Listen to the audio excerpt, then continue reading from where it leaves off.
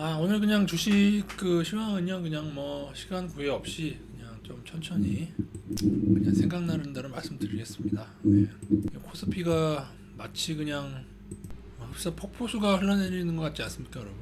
폭포수가, 그죠? 폭포수가 흘러내리는 것 같고, 그리고 제가 차트쟁이라서 차트 뭐 멋진 말로 차티스트인데 차트쟁이죠. 근데 보다 보면 이런 것들이 좀 이렇게 수묵화해서 이렇게 쫙 필체처럼 그런 느낌 안 드십니까, 여러분? 이제 차트를 하도 많이 보다 보니까 어떤 필체와 같은 그런, 그죠? 뭔가 그런 느낌이 들기도 합니다. 어쨌든 저희가 이 전저점 대응이라고 하죠. 전저점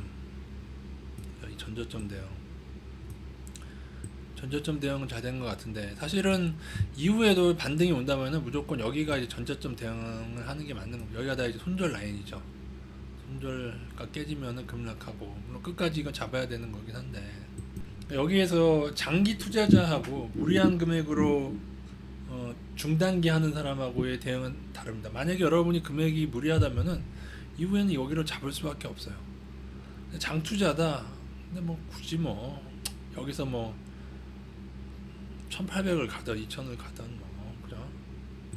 뭘 피곤하게 그러냐, 그냥 가도 뭐 되는 시점이라고 봅니다만, 그래도 장투자라고 해도 어느 정도 금융위기가 정말 심화됐을 때, 아직 뭐 이렇게 심화 단계는 아니지 않습니까? 나중에 정말 아파트 가격이 크게 떨어지고 금리가 오르고, 그리고 또 중간에 또 금리를 또 한번 낮출 것 같긴 합니다만, 충격이 한번 진행이 되면 그걸 막기는 힘들 거기 때문에, 예전처럼 리먼 브라더스 파산하듯이 이제 은행도 몇 개 굵직한 거 중국에서 파산하겠죠. 중국이 문제인데.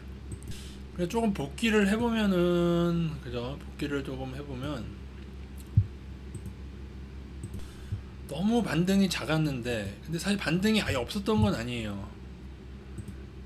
추세가 나가기 전에, 그죠? 여기가 추세지 않습니까? 여기가 추세였습니다. 이 뒤에 연결하는 게 있어요. 그냥 그거는 그렇다고 알아두시고, 추세가 깨지기 전에 반등이 이미 나오긴 했죠. 그죠? 여기 3300선을 여기서 몇 번일까요, 이게? 한 번. 작은 것도 다 쳐보겠습니다. 두 번. 세 번. 네 번. 여기까지 한 다섯 번 가량을, 그죠? 3200을 넘을 것 같은 액션을 취한 거예요. 이거는 제가 그 당시에는 많이 설명드렸죠. 이거 제가 뭐라고 설명드렸죠? 맨날 넘을 듯 그거 뭐라고 제가 표현했죠? 넘을 듯 가라앉는다 그랬나요? 넘을 듯 꼬라박는 패턴, 그렇게 표현했을 겁니다. 그리고 추세가 깨진 이후 구간에서는 반등이 작았고, 그죠? 근데 늘 그런 건 아닙니다. 사실은 이 반등이라는 게 여기서도 사실은 좀 더 나올 수 있었어요. 이거 너무 기관들 때문인가. 어쨌든 지금까지 제대로 된 반등이라고 보기 힘들어요. 추세 이탈 후에는 제대로 된 반등이라고 보기 힘들 정도로 그래도 조금씩 나오긴 나왔죠. 근데 그래도 이후에 어디서 반등이 오든 이 아랫단에서는 조금 더 크게 옵니다. 예, 그게 이제 이것도 어떻게 보면 국룰인데, 반등이 크게 오는 시기가 어디냐가 중요하겠죠. 저희가 인버스를 지금 많이 줄이고 20%까지 줄였고, 사실은 이제 코스피가 오늘 회복해서 인버스를 10%까지 줄이는 대응을 할 예정인데, 근데 사실 선물 자체는 지금 많이 떨어진 구간이라서 5일선 회복한 것 때문에 그렇게 하는데, 5일선 다시 깨지면 또 다시 줄일 겁니다. 아니, 인버스를 다시 늘릴 겁니다. 그 선물 동향을 보면 아직 완전히 하방이라고 보기 좀 그래요, 그죠? 상방이라고 보기가 좀 그렇습니다. 선물 미니 선물 합쳐야 되는데 지금 합치면 거의 0원이죠, 그죠? 그렇다고 중립으로 갔냐? 왜냐하면 롤오버가 매도로 됐을 거기 때문에 지금도, 그러니까 예전에 3천선까지 폭등을 할 때는 거의 외국인 선물 상방이 2조 원 이상이었어요. 보통 누적으로 2조 원 이상일 때 상승을 했었다. 주가가 한창 오르던 시절에는 여기가 2조 원씩 찍혔었다고요. 3조 원도 찍히고. 제가 볼 때 지금의 본격적으로 만약에 크게 오르려면은 제 생각인데 적어도 2조 원이고, 적어도 제가 볼 때 롤오버가 꽤 매도로 됐을 거라, 제가 볼 때 플러스 3조 원 정도 나와야 좀 크게 상승한다고 봐야 되지 않겠나. 그 외국인의 선물 동향상. 지금 선물 동향을 완전히 상방으로 못 박을 수 있는 양은 아니다. 그건 일단 베이스를 깔고 계시는데, 그렇다고 해서 지난 하락 때처럼 외국인 하방이 큰 건 아니다. 그렇게 알고 계시면 될 것 같고요. 그럼 일단은 인버스가 40에 45%였다가 이번에 저 2614.5 깨질 때, 그때 제가 이틀 만에가 늘렸죠. 이렇게 25%는 있었으니까요. 추가로 해가지고 이렇게 늘린 다음에 지금 10%로 줄이는 게, 이게 사실은 35% 차이가 아니고요. 이게 투자 비중이 같이 차이가 나니까, 인버스 45%는 투자 비중이 55%고 인버스 45%고요. 인버스 10%는 투자 비중이 90%까지 늘어나는 거기 때문에 지금 여기는 투자 비중이 엄청난 차이가 있는 겁니다, 사실은. 그런데 오리선은 뭐 확 넘은 것도 아니고 사실 살짝 넘었죠. 살짝 넘은 것 치고는 너무 크게 대응하냐, 그런 걸 수도 있습니다. 원래는 조금씩 천천히 줄이더라도 한 5%씩 하루에 오일선 좀 더 넘는지 확인하고 메인 선물 더 들어온지 확인하고 그렇게 해도 상관은 없습니다. 그리고 말씀드린 대로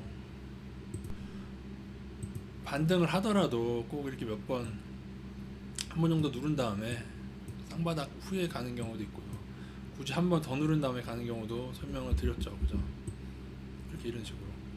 이것도 꼭 깨는 건 아니고 이렇게 가기도 합니다. 이렇게 위로 상향 잡으면서 이렇게 가기도 합니다. 이렇게 이런 식의 조정으로 가기도 하고 여러 모습인데, 그래도 일단은 제 입장에서는 3,300에서 2,300까지 떨어졌는데, 그리고 그 이후에 오일선 회복하면 반등이 크게 나온 경우가 간혹 있고, 떨어진다고 하더라도 조금은 더 반등, 월요일이라도 반등 나오고 떨어지지 않겠습니까? 5조장이라도.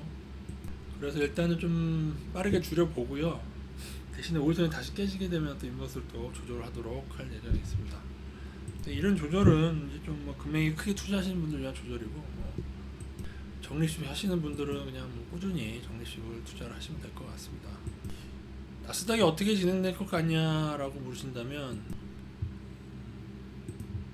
평균적인 거 하나 가지고 계셔야 되고요. 평균적인 건 말씀드린 대로 이 빨간색을 안 깨고, 왜냐면 장기 추세니까 장기추세 안 깨고 여기서 이렇게 반등이 좀 더 나와주는 게, 이게 사실은 정석적이라고 개인적으로 생각합니다. 이거 조금 커도 상관은 없고요. 상관없고 이게 정석인데, 그 슈퍼버블 폭락 패턴, 메인에 걸려있는 슈퍼버블 폭락 패턴 중에서 코스닥이 어떻게 되죠? 코스닥은 이거를 한 번 넘고 여기를 넘었어요. 코스닥은 가라앉고 또 올라서 또 한 번 넘고. 나스닥이 예전에 2000년 닷컴버블 코스닥처럼 이렇게 될 수도 있습니까? 근데 이거는 조금 네거티브합니다. 이런 거는 개별 종목에서는 나오는 패턴인데, 이런 쓰리봉이 드물게, 그것도 아주 개별 종목이나 작은 종목에서, 코스닥 시장이 그만큼 작은 시장이기 때문에 그 정도의 삐끼질이 가능했던 거고, 개별 종목으로는 가능해요. 예전에 그 아마존 닷컴버블 때 보여드릴 때, 그때도 막 이렇게 4-5번 저렇게 하고 꼬라박았지 않습니까? 근데 대공황 때라든가 심지어 일본 버블 때라든가 아니면은 나스닥 닷컴 버블 때도 이 정도까지 올라오지 못했습니다. 그러니까는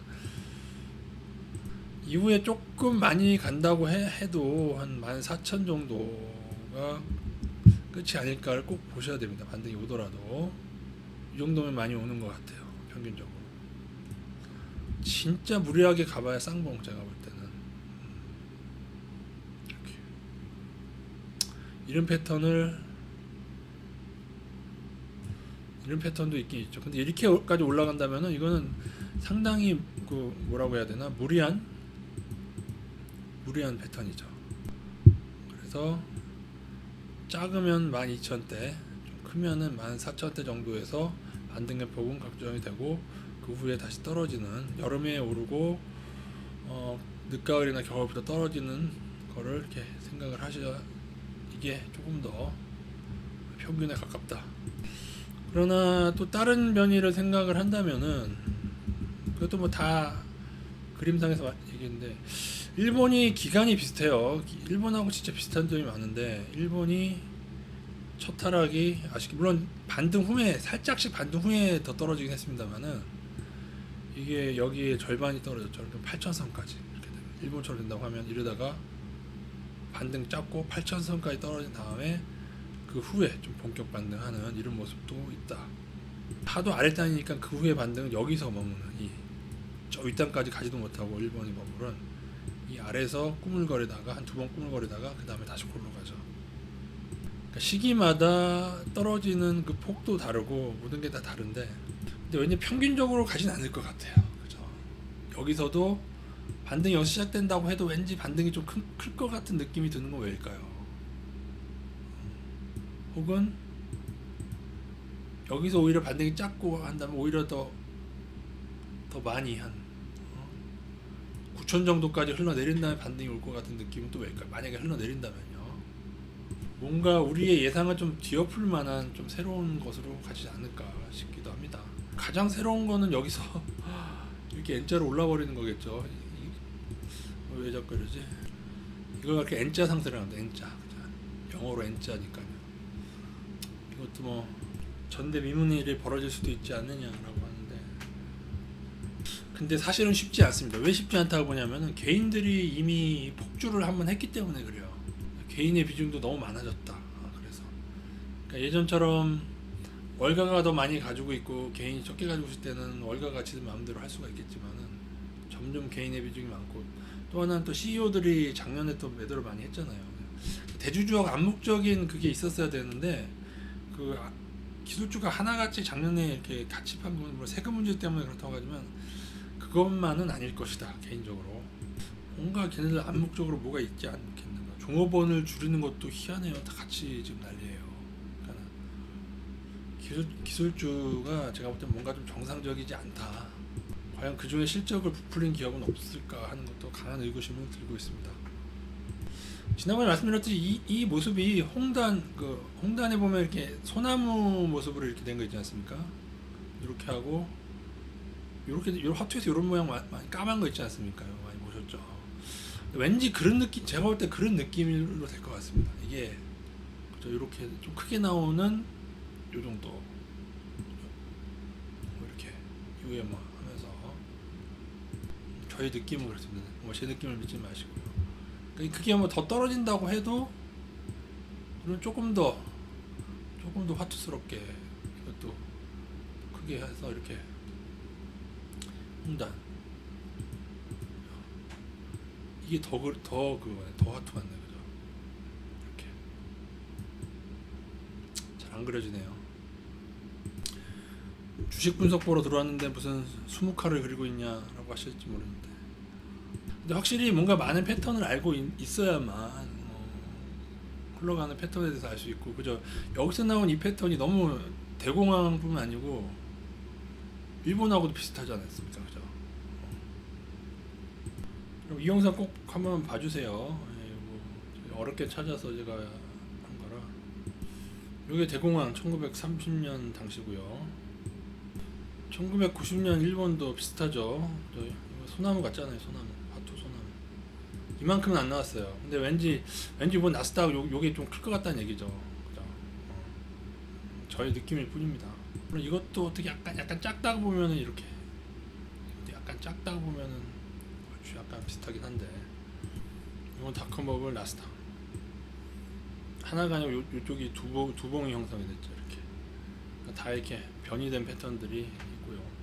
이게 공통점이에요. 그죠? 이게 이쪽 소나무가 이게 공통점이라는 거죠.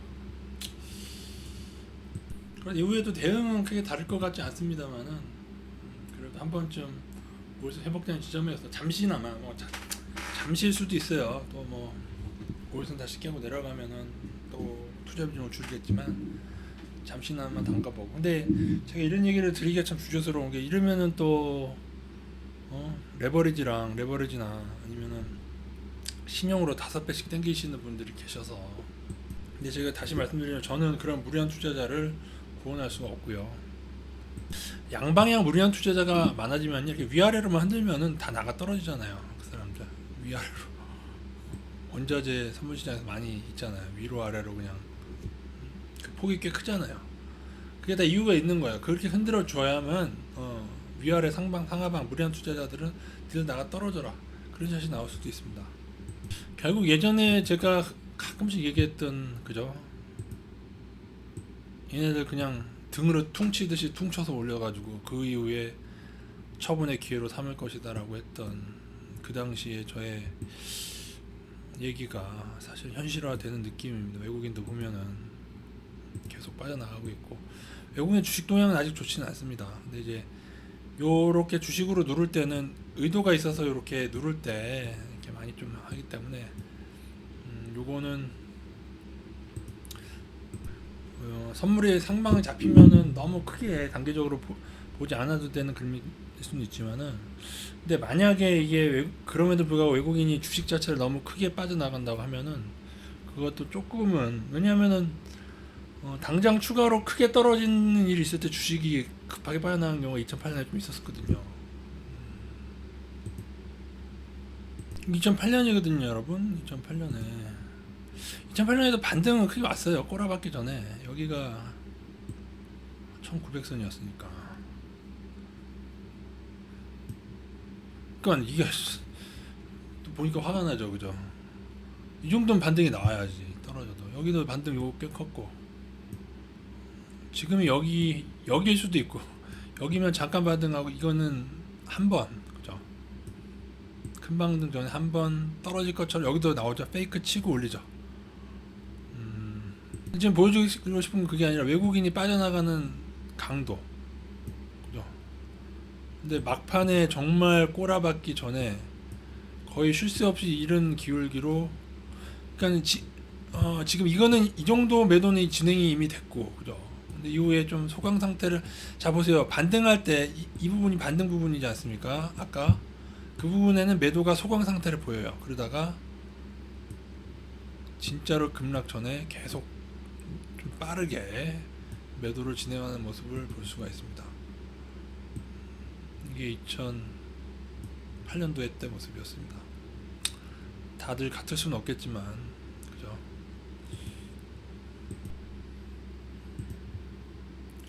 지금이 여기일지 아니면 여기일지, 그냥 바로 곧바로 반등으로 직행할지, 아니면 진짜 재수없으면 여기거든요. 진짜 반등 잡고 또 떨어지는데 더 급한 하락이 제가 자꾸 여름에 반등이 나온다고 하는 이유 중에 하나가, 떨어지다가 반등이 나온, 이거는 추세가 깨져도 꽤 많이 떨어진 구간이에요. 꽤 많이 떨어진 거거든요. 고점 대비 2200선에서 거의 2100선에서 거의 1500대까지 떨어진 거니까 꽤 많이 떨어졌단 말이죠. 지금처럼 그 구간에서는 이게 나온다. 늘 그러니까 100%는 아닌데 나오는 경우가 많다. 그 얘기를 드리고 있는 거죠. 근데 나스닥이 만약에 이런 반등이 나온다고 생각해보면 어떤 분위기겠어요? 예를 들어 이번에 여름에 이 반등이 꽤 나온다. 그러면 테슬라는 또 꽤 많이 오를 거고, 애플도 또 꽤 반등 많이 하고, 일부 종목은 지수가 이 정도 오를 때 오히려 더 높게 이때보다 더 높게 가는 경우가 있습니다.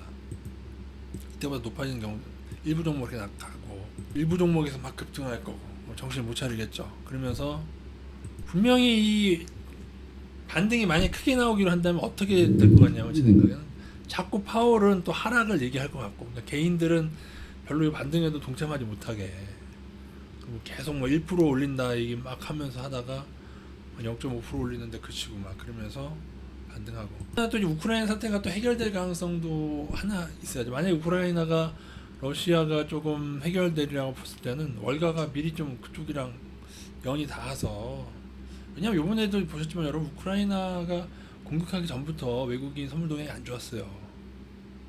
그러니까 뭔가 있는 것 같아요, 그죠? 그런 소식통들이.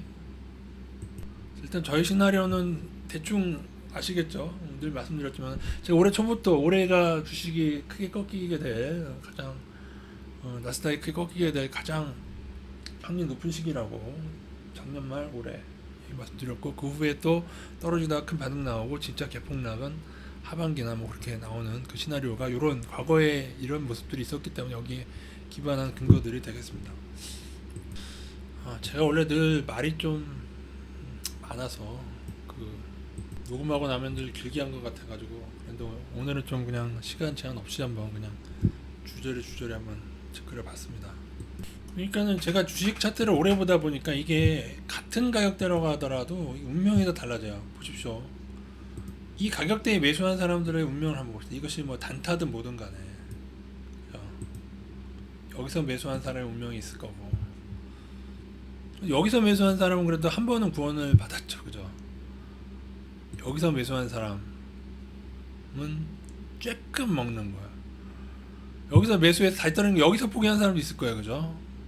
여기서 포기했는데 이만큼이 올라. 그래서 여기서 포기했는데 여기서 다시 들어간 사람도 있겠죠, 그죠? 분명히 있었을 거야. 왜냐면 이만큼 오르니까 또 갈 것 같잖아요. 그렇지 않습니까? 그래서 이거 그리고 또 하나, 그러니까 보세요. 이 같은 가격에 매수한 이 5사람이 운명이 단타든 단기든 중기든 간에 다르다는 거죠. 그래서 추세 안쪽에 있을 때는 천국이었다가 같은 가격대라도 추세 바깥쪽에 있으면 지옥으로 가고, 그러니까 다 타이밍이라는 거죠. 이 단타나 모두 다 타이밍이라는 건데, 여러분이 어디에 걸리실지, 그죠? 그리고 그거 아시나요, 여러분? 제일 불쌍한 사람, 여기에 매수한 사람. 여기는 근데 여러분 솔직히 매수 함직한 시기였어요. 보세요, 여러분. 2000선이었는데 1400선까지 떨어졌단 말이야. 2200, 1400선까지. 아, 이제는 바닥이겠지 생각이 들겠어요, 안 들겠어요? 근데 이때의 급락이 그 어느 때보다 컸고, 코스닥은 말도 못합니다. 이때의 급락이. 그러니까 피터 린치가 한 얘기가 그거지 않습니까? 1만원에 100만원어치 산 사람과 1000원에 1억을 산 사람이 있는데, 그 종목이 상장폐이 돼서 영원이 될 경우에 누가 더 손해냐, 그죠? 그러니까 이게 뭐냐면, 이게 여러분, 이거 자체가 이제 무리한 투자자가 구원받지 못하는 원리입니다. 이게. 아니면 여러분이 대단히 외국인 선물을 꿰차고, 제가 예전에 봤던 놀라운 단타 투자자였던 스톡피아, 저 그 한 분이 모릅니다. 딴 사람 제가 볼 때 다 가짜예요, 다. 그 정도 레벨이 되지 않으면은 어떡하겠습니까? 어떻게 보면 그때도 이때가 의외의 샷이었던 거예요. 의외의 샷. 근데 이때도 사실은 이때도 원칙만 지켰다. 전저점, 여기도 전저점 매도, 여기가 전저점 매도를 했는데 치고 올랐고, 그죠? 회복하면은 뭐 다 샀다. 근데 깨지면 매도 시기가, 그러면서 여기에 들어간 사람들은 심지어 무리하게 들어가면서 단타만이라도 크게 큰 상승을 바란 게 아니고 한 5%에서 10%만 먹어야지 하고 들어간 그 사람들조차도 구원이, 물론 이제 확대해서 보면 조금씩 반등이 있는 날도 있긴 있었는데요. 진짜 이 마지막에 잘못 걸리는 사람들, 그러니까 뭐라고 표현하죠? 이제 뒤로 자빠져도 코가 깨진다고, 여기에 들어간 사람들이 이제 그런 일들을 겪은 거죠. 지금하고는 또 다릅니다. 이때는 좀 달라요. 이게 여러분, 그때 코스닥 단기에 반타작이 났어요. 지수가 반타작이 됐다. 무슨 의미 같아요? 지수가 여기서 거의 마이너스 40% 떨어졌는데, 거기서 또 반타작이 된 거예요. 여러분, 최근에 떨어진 거요, 800 후반에서 750분이 안 되네. 고점 대비해서 1000에서 750분이 안 되고, 그죠? 840에서 245까지 떨어졌다니까요. 저게 금융위기다. 은행 몇 개가 막 날아가기 시작하고 문제가 생기고 버블이 껴진 시장이 무너질 때가, 그래서 외국인 매도가 2008년처럼 계속 이렇게 진행이 된다면, 이거보다는 좀 더 2008년이 되려면 조금은 더 가팔라져야 될 것 같아요. 약간은 한 이 정도까지 조금 더 가팔라져야 될 것 같아요. 지금은 이것도 약간 조금 더 외국인 매도 기류가 가팔라지고, 지금 막바로 이렇게 할 것 같지 않고, 제가 볼 땐 반등이 좀 오지 않을까. 좀 더 떨어져, 2200이 바닥이던 여기가 바닥이다, 좀 반등 오고 가지 않을까. 저는 여러 가지 상으로는 그림은 그리고 있습니다만, 그 가지고 있는 시나리오를 우길 필요는 없고요. 대응하면 되죠. 외국인 선물 동향이 안 좋아지거나 하면은 그렇게 그대로 가면 될 것 같습니다. 좀 천천히 한번 말씀드려봤습니다. 하여튼 인버스 비중은 좀 많이 줄인 상태인데, 제가 너무 많이 줄인 걸 수도 있으니까 천천히 대응하셔도 되고, 이후에 5일선을 지키는지, 이번에 5일선을 일단 회복하고, 제가 볼 때는 지수가 한 5에서 10%라도 좀 반등이 좀 왔으면 좋겠습니다. 개인적으로는. 그 후에는 뭐 다른 대응을 하든지 간에 그렇게 문화 지켜봐야 될 것 같고요. 근데 만약에 여러분이 보시기에도 뉴스상이라든가 수치상으로 또 개인들이 또 상방으로 이번 주에 달려든다 그러면은 한 번 정도는 다시 살짝 눌러서 겁을 주고 그다음 올라가는 것도 좀 고려를 하셔야 될 것 같습니다.